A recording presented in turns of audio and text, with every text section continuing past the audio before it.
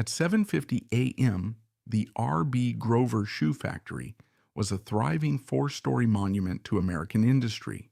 5 seconds later, it was a smoking crater. The most terrifying part? The man in charge, David Rockwell, did everything right. He had actually lowered the pressure to keep his workers safe. He didn't know that inside the boiler's steel skin, a microscopic, invisible crack had been growing for 14 years, a flaw that no inspector in 1905 was physically able to see. Why did a machine that was running beautifully suddenly turn into a high-pressure bomb, killing 58 people before they could even take off their coats? Today we're uncovering the tragedy of the lap joint, the engineering secret that was paid for in blood, and why your life today is safer because of what happened in those 12 minutes of fire. Brockton, Massachusetts, March 20th, 1905. The morning shift at R.B. Grover was still arriving. First steps on the staircase, first voices in the corridor, the smell of machine oil and leather dust that never left the building, even on Sundays. Most of the 58 people who would be dead within the hour had not yet reached their stations. The first sound was not an explosion. It was a crack, short, metallic, the sound of a bolt failing under load. Then a fraction of a second of silence. Then the pressure wave passed through the wooden walls, the floor joists, and the bodies of everyone inside simultaneously. The boiler, a horizontal cylinder 17 feet long, built in 1890, running that morning at 80 pounds per square inch, deliberately below its rated 90, became a projectile. It punched through the boiler house wall and drove through the structure. The four-story wooden building at the corner of Main and Kelmar Street did not fall outward. It folded, floor by floor, top down, like a stack of pancakes collapsing under its own weight. Those near the exits survived. Those on the upper floors, mid-staircase at the moment of impact, did not. What happened next was worse than the explosion itself. Stored directly behind the boiler room wall, in a wooden shed that appeared on city property filings as a utility outbuilding, were drums of naphtha and gasoline used in leather processing. The first explosion opened the fire. The naphtha turned it into something that could melt iron. Firefighters arrived within 7 minutes. They had 12 minutes to extract survivors before the fire made rescue physically impossible. By 10:30, the building was gone. By noon, the recovery of bodies had begun. 18 of the 58 would never be identified. Their names on the monument at Melrose Cemetery read simply, Unknown. Brockton, early March 1905. The management office of R.B. Grover. The decision looked reasonable from every angle. The newer boiler, installed just 2 years prior, needed scheduled maintenance after a hard winter of continuous operation. While it stood idle, the factory still needed heat and power. The backup boiler, built in 1890 and kept in reserve for several months, would carry the load, a temporary measure, a sensible one. The listener who hears 14-year-old machine immediately pictures rust, neglect, deferred maintenance. But the 1890 boiler had been regularly serviced and annually inspected by the Hartford Steam Boiler Inspection and Insurance Company, one of the most established technical inspection operators in the United States, whose certified engineers examine thousands of boilers across New England every year. The last inspection, December 1904, produced a clear finding: satisfactory condition. The inspector was not wrong. He examined what was visible. He tapped the seams. He checked the safety valve and pressure fittings. He did everything his protocol required. The crack was not visible. It was not accessible. It was not, by the standards of 1905, inspectable at all. The boiler's construction used what the industry called a lap joint, 2 layers of steel plate overlapping and fastened by rows of rivets. Standard technology for the 1880s and 1890s. Proven, widely used, economical to manufacture. But the lap joint had a structural property that no visual inspection could address. The interface between the two overlapping layers was a sealed space. No light reached it. No probe entered it. Over 14 years of heating and cooling cycles, the steel at that interface had been flexing in fractions of a millimeter with every pressure change, expanding under load, contracting at shutdown, expanding again. The process had a name in later metallurgical literature: fatigue cracking. In 1905, it had no name that the inspection industry was equipped to act on. Hartford's inspector in December 1904 had no instrument that could locate a crack propagating between bonded steel surfaces. That instrument did not yet exist. His satisfactory notation was accurate for what the methodology of that year could determine, and it was at the same time a document that would kill 58 people 3 months later. The boiler fired up in early March and ran smoothly for 2 weeks. It gave no warning that any observer could interpret as danger. On the morning of March 20th, David Rockwell checked it at 7:25 and noted everything within normal parameters. He had lowered the operating pressure to 80 pounds per square inch, a deliberate margin of safety below the rated 90. The machine was, by every available measure, running correctly. The crack inside the lap joint did not respond to caution. It responded only to time, and time had already run out. Boiler room log, R.B. Grover Factory, March 20th, 1905, 7:25 a.m. David Rockwell, chief engineer, arrived 25 minutes before the explosion. He checked the backup boiler, recorded pressure at 80 pounds per square inch, deliberately below the rated limit, confirmed water level normal, noted even combustion. His logbook entry was clean and professional. He held a first-class engineer's license and 12 years of experience. He did everything the job required. His wife later told the investigating commission that Rockwell had been uneasy about the old machine for months, since the moment management confirmed it would need to be restarted. He didn't trust it, but unease is not an engineering document, and stopping production was not his decision to make. That decision belonged to ownership.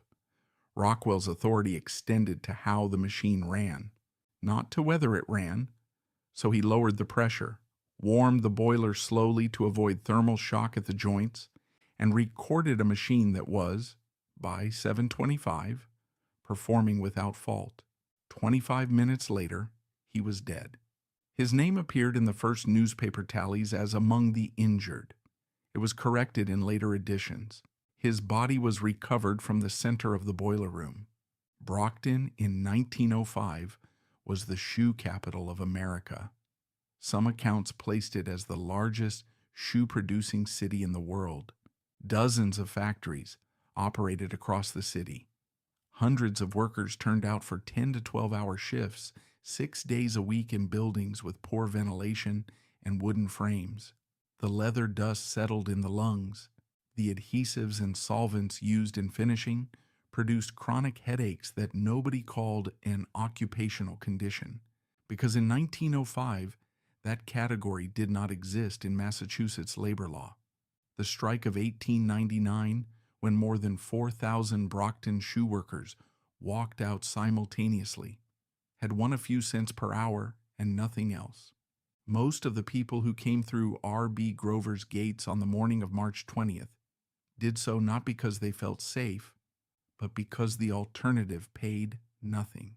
Among the survivors who testified before the inquest commission was a floor supervisor identified in the record only as W.H. He stated that approximately 3 to 4 weeks before the explosion, he had mentioned to Rockwell an unusual sound occasionally coming from the direction of the boiler room, a short metallic creak that appeared during sharp load changes. Rockwell, according to W.H., said he would look into it. The subject was not raised again. The commission logged the exchange without drawing a separate conclusion. Rockwell was dead and could not explain what he had checked, what he had found, or what he had decided. The technical investigation established the cause, fatigue cracking in the lap joint, and noted that the crack could not have been detected by standard inspection methods. No one was legally at fault. 58 people were legally dead. Brockton, Massachusetts, March 29, 1905, 9 days after the explosion. The district attorney released the finding. The explosion resulted from a concealed defect that could not have been detected. No criminal proceedings would follow. 2 weeks later, on April 12th, the civil court ruled that R.B. Grover bore no legal liability. The failure was an undetectable manufacturing flaw, not negligence. 58 dead, 0 defendants. The expected response is that someone should have stood trial. The owner, the inspector, the contractor who built the boiler room. But the legal architecture of 1905 recognized only 2 categories: a specific criminal act or an accident. A crack propagating invisibly inside a steel seam for 14 years was an accident.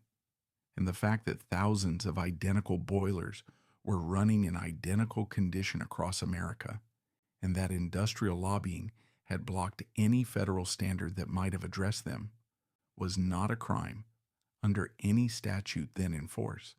It was simply the shape of the landscape. By 1905, Ohio and Massachusetts already had state-level boiler inspection laws, but there was no federal standard. Attempts to create one had appeared in Congress repeatedly since the 1880s and disappeared just as regularly into subcommittees. The argument that killed each proposal was consistent. Standards should be voluntary and industry developed, not government mandated. The Hartford Steam Boiler Inspection and Insurance Company, which had just certified the Grover boiler as satisfactory 3 months before it destroyed a city block, had a direct financial interest in that argument. A mandatory government standard meant government inspection. Government inspection meant the end of Hartford's business model. The company retained sufficient representation in Boston and Washington to make that preference felt. In 1893, a group of engineers from the American Society of Mechanical Engineers had submitted a proposal to the Massachusetts legislature for mandatory construction and inspection standards, minimum plate thickness, pressure testing at loads exceeding working pressure, documented inspection intervals. It passed a first reading and died in committee. 12 years later, the boiler that proposal would have governed exploded on Main Street. Robbins Grover, the factory owner, did not appear publicly in the first days after the disaster. The company's first statement came from its attorney. The factory was insured, the investigation was proceeding, the company was cooperating. Standard legal positioning. But Grover did something afterward that complicates the simple portrait of an indifferent owner. He spent years personally raising funds for the Brockton Relief Fund, which eventually collected $105,000 for victims' families. He was legally free. He raised money voluntarily. Both facts are true simultaneously, and neither cancels the other. The Boot and Shoe Workers Union did not wait for any court. The month after the April ruling, it voted to increase member contributions to its own insurance fund, not by mandate, by member decision. The logic was plain and required no spokesperson to articulate. If the court says the company doesn't pay, then we pay for ourselves. Lynn, Massachusetts, December 6, 1906, the P.J. Harney Shoe Company, another boiler. Less than 2 years had passed since Brockton. The boiler at Harney's Lynn factory failed in mid-shift, killing several workers and demolishing the building's lower structure. Technical cause: a construction defect in a lap joint seam. The crack had been invisible to the last inspection. The inspectors had used the same methods, the same protocols, the same instruments that Hartford's engineers had used in Brockton 14 months earlier. One explosion was a tragedy. 2 explosions with the same root cause in the same industry, in the same state within 21 months, that was a pattern. And patterns, when they appear in newspaper front pages rather than engineering journals, have a different effect on legislators than any technical proposal submitted through proper channels. The engineers of ASME had been submitting proper proposals for 20 years. It had produced nothing. 2 burning shoe factories in Massachusetts produced within 14 months what 2 decades of testimony had not. In 1907, the Massachusetts legislature passed the first mandatory statutory boiler construction code in the United States built on ASME engineering standards. The new code required minimum steel plate thickness, mandatory hydraulic testing of new boilers at 1.5 to twice working pressure, and prohibited new lap joint installations without reinforced seam specifications. The industrial associations that had blocked every previous proposal did not prevail this time. 2 explosions had made the public posture of opposing safety standards untenable, even by the standards of 1907. Defending the right to run uninspected equipment was too exposed a position to hold.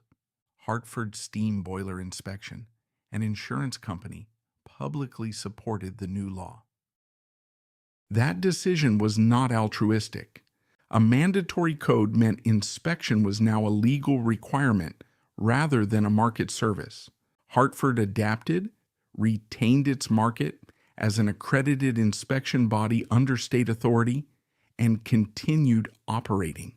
The business model survived, updated, but intact.